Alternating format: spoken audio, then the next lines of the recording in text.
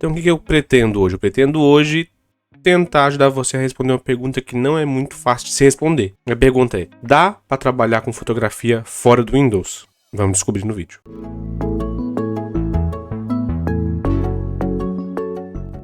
Então fala pessoas, como é que vai essa vida? Bertone aqui. Bem-vindos ao canal, bem-vindos a mais um vídeo. Será que é possível então trabalhar como fotógrafo fora do Windows? A resposta é: dá, mas depende. E depende, na verdade, de várias coisas. Só de pensar em deixar o Windows ou abandonar o Windows já é uma coisa que pode ser quase impensável, principalmente se você, como eu, cresceu utilizando o Windows, né? Desde o XP, aquilo tudo lá, até alguns mais antigos, né?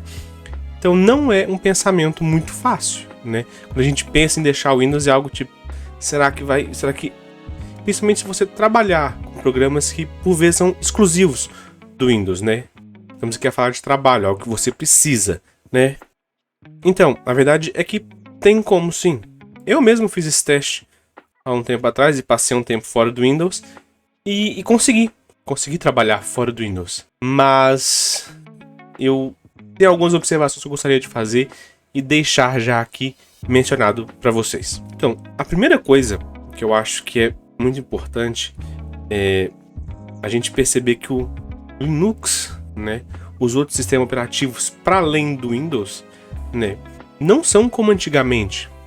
Já todos evoluíram, inclusive o próprio Windows evoluiu bastante, né? Mas principalmente a nível do Linux, essas distribuições nesse ramo, que normalmente é o que a gente vê de alternativa, né, evoluíram muito. Então não é mais aquela cena de hacker ou do Matrix, pessoal, códigos e você tem que ser um hiper engenheiro da informática para conseguir fazer a música tocar. Então aconteceu comigo há um tempo atrás. Eu usei uma distribuição, acho que era o Kubuntu na altura, quando eu tinha saído. Tentei, achei ela bonita e vou tentar usar. Instalei tudo certinho, fui tentar executar um arquivo MP3, ele não abriu. Eu falei, caraca, se o bagulho não abre um arquivo MP3... Oh, nope. Desinstalei, coloquei o Windows de novo e vamos embora. Então, mas hoje em dia não é assim, ok? Hoje em dia não é tanto código. E tem muitas distribuições que é baseado literalmente em fazer as coisas mais visuais e mais user-friendly, ou mais amigáveis, né, para o consumidor, tanto profissional quanto comum, né? Então tem muitas opções. Então já não é mais aquilo como era antes, ou talvez como a gente imagina ou como a gente lembra. Então é bom ter isso em mente, né? Outra coisa é, tem que pesquisar bem, né, sobre as distribuições, né, por uma outra questão que é hardware. O Windows, por que o Windows é tão utilizado? Porque o Windows é uma empresa muito grande, a Microsoft é uma empresa muito grande, né? Então eles conseguem fazer uma coisa que é testar muito bem o sistema, com vários hardwares, para funcionar tudo bem, um monte de coisa. Então praticamente ele funciona com tudo, né? Tudo funciona bem com ele. Com as distribuições Linux já não é bem assim. Nem todas elas são grandes, nem todas elas têm condições para testar várias combinações de hardware.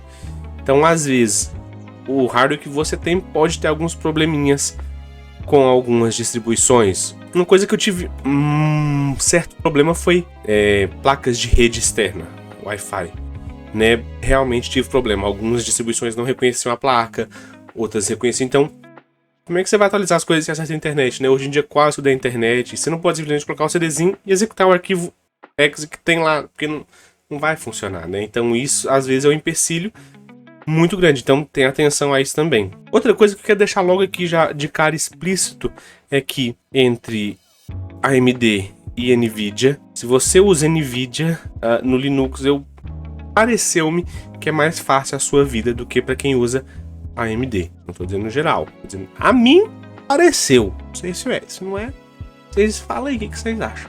Vem minha mão. Mas eu particularmente uso hardware AMD em tudo. O PC é full AMD. E eu gosto muito, gosto mesmo muito, e no Windows não tenho queixa nenhuma. E também nas distribuições que eu utilizei, na maioria eu não tenho queixa. Mas, por exemplo, se você trabalha com vídeo, ou mesmo renderização de fotos, alguns programas, com a Nvidia eu não testei porque eu não tenho placa da Nvidia, mas se você usa AMD, diga adeus à renderização por placa gráfica, em algumas distribuições. Outras funcionam, mas eu não tive muito sucesso com isso. Então, fica ao seu critério, tá bem? Não tô dizendo que vai acontecer sempre, foi o meu hardware, né, que teve alguns probleminhas com isso. Então, basicamente, tudo que eu fazia pelo CPU. né? Também pode ser porque eu não sou expert e não soube instalar as coisas certas. Pode também, é verdade. Mas fica sobre aviso, tá bem? Outra coisa que é programas. Pra mim, essa é a parte chave que pega. Por exemplo, eu uso programas da Adobe. Eu comecei a trabalhar com fotografia e usar os programas da Adobe. Todo mundo usava no YouTube, via tudo, né?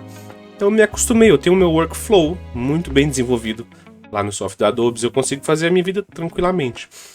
Quando eu mudei de sistema pro Linux, eu não tinha os softwares da Adobe. Hoje em dia já tem a opção online. Tem o Lightroom online, tem o Photoshop já online, né? Então tem como você usar o sistema Linux e usar o software da Adobe tranquilo. Mas eu não queria utilizar o software baseado, né, na nuvem. Não queria depender da internet, né? Tanto porque eu trabalho com muitos arquivos e os arquivos RAW são grandes, então eu precisaria de gastar sempre muito espaço e não é o que eu quero. Quem não se importa, isso pode até ignorar e vai pra frente, vai pro sistema e vai embora. Então aí qualquer sistema dá pra trabalhar. Mas o que acontece? Alternativas, Adobe Lightroom, o Luminar, o Neo ou o 4, né?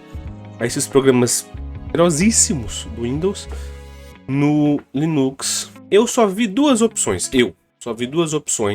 Assim, que são instaladas no computador mesmo, que roda na máquina e usa o sistema. Sim, que podem talvez competir, né, assim, nesse nível profissional para trabalhar, que foi o Darktable e o How Therapy, vou dizer assim porque eu não tenho certeza do nome. Dentre eles, o que eu mais gostei foi o Darktable. Ele é ridiculamente robusto, é bruto, é um programa mesmo bruto. Devo dizer que algumas partes, pra mim, ele supera o Lightroom de longe. Tipo, ele dá uma voadora no Lightroom está voando. Mas, a nível de workflow geral e tudo, não é a mesma coisa. Por quê? Se você usa o Darktable aí, top mesmo. Por que eu tô falando isso? Porque, por exemplo, eu utilizei durante um bom tempo o Darktable lá, eu tava no Linux, e gostei imenso, pude conhecer, claro que não me tornei o expert supremo, né? Mas teve uma coisa pra mim que me desencantou dele. Café forte. Então o que foi que me desencantou? Foi a questão das máscaras. Lá você consegue sim aplicar máscaras, né? E selecionar os objetos. Tem um certo nível de dificuldade, né? Ou de complexidade, né? Mas o que me desagradou foi porque gastava muito meu tempo para fazer a máscara. Principalmente agora que o Lightroom adicionou inteligência artificial para selecionar máscara, objetos, tudo. Mano, ficou muito fácil e muito rápido fazer máscaras no Lightroom. E eu trabalho muito com máscaras. Então essa questão de demorar muito tempo, às vezes, para fazer a máscara, mesmo que, por exemplo, dependendo da situação, né, às vezes a máscara não fica muito perfeita. Eu não conseguia fazer ficar muito perfeita, vou corrigir, porque se calhar quem tenha mais capacidade nisso aí, né? Então, o meu workflow diminuiu muito, tipo, o rendimento.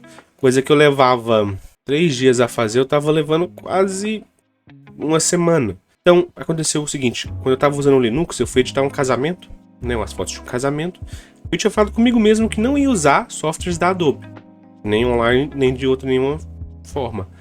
Eu fui usar o Darktable. Eu gastei uma semana para editar fotos que, se calhar, eu editaria em 3 dias, assim, no Lightroom, só porque pela facilidade, porque eu já tinha, né, então, fazendo máscaras e acertando detalhes. Então, pra mim, não me agradou essa questão. Não tô dizendo que o programa é ruim, né? Pode ser que eu também não saiba usar da melhor forma. A mim, essa questão não me agradou, porque tomou muito tempo, que eu podia estar fazendo outra coisa, né? Então, pra mim, foi, assim, algo que eu não gostei muito. Mas, entretanto, tem muita coisa que eu gostei lá. Nossa, na parte de redução de ruído, Darktable é monstro. Reconstrução de brilho. Cara, monstro, máquina. Bichão bruto mesmo. Recomendadíssimo. Pra mim, usar ele e o Lightroom. É isso. Então, a nível dos programas, nessa questão de softwares para trabalhar com fotografia, eu acho que é mais essa questão. A nível de vídeo, dos que eu usei, eu tive que usar os que estavam na loja, o KDLive, PTV, esse e alguns outros que tem lá. O DaVinci Resolve, em alguns funciona, em alguns não funciona. Aquilo é muito complexo para instalar, pra minha cabecinha, pelo menos. Não gostei muito. Dá para trabalhar. Se tivesse o DaVinci, dava para trabalhar tranquilo. mas é que eu nem consegui instalar o DaVinci e fazer ele funcionar. Tá bem? Então, se você conseguir, tá feito. Se não, lascou. Se bem que hoje em dia também já tem editor de vídeos online, mas aí está, né? Outra coisa, compatibilidade com equipamento fotográfico, né? Cartãozinho de memória das fotos, isso passa normal, é tranquilo. Agora, por exemplo, se você quiser usar sua câmera com algum software proprietário da marca da sua câmera, aí, por exemplo, eu tenho uma Canon, eu uso Canon, né? E eu às vezes queria utilizar ela como webcam e tem um programa que dá pra fazer. Eu achei demasiado complexo tentar instalar, então eu já deixei, falei, deixa tá. Mas aquilo que eu acho que foi mesmo o ponto que pegou e que cortou assim a hipótese que eu tinha de continuar fora do Windows foi a questão da gestão de ficheiros, né? No momento, pode ser que daqui pra frente mude, não sei. Que foi o que? Eu trabalho com arquivos em RAW, aquele formato cru da imagem, né, que tem as definições todas. Eu gosto de trabalhar com aquele tipo de arquivo. O que acontece? No Windows, eu consigo instalar um programinha terceiro. O que ele faz? Ele cria miniatura dessas imagens. Então eu abro uma pasta, mesmo que só tenha as imagens cruas, eu consigo ver a miniatura das fotos e saber o que eu quero, o que eu não quero, que foto é essa, que foto é aquela, que é isso, que é aquilo. Tá editado, não tá? Eu consigo ver aquilo lá. Se abrir a foto é muito mais rápido. Passo o mouse, já vi. Lá no Linux eu não consegui fazer isso. Ele não tem esse. Ou eu tinha um gestor de imagens, né? Que no caso eu até usava o Darktable para ver as imagens, né? Que também tem lá as coisas. Mas na pasta em si eu não conseguia saber que foto era o quê. Eu só tinha nomes e era aquilo. Eu ficava. Olhava que foto que é essa aqui. Eu tinha que abrir a foto para conseguir ver.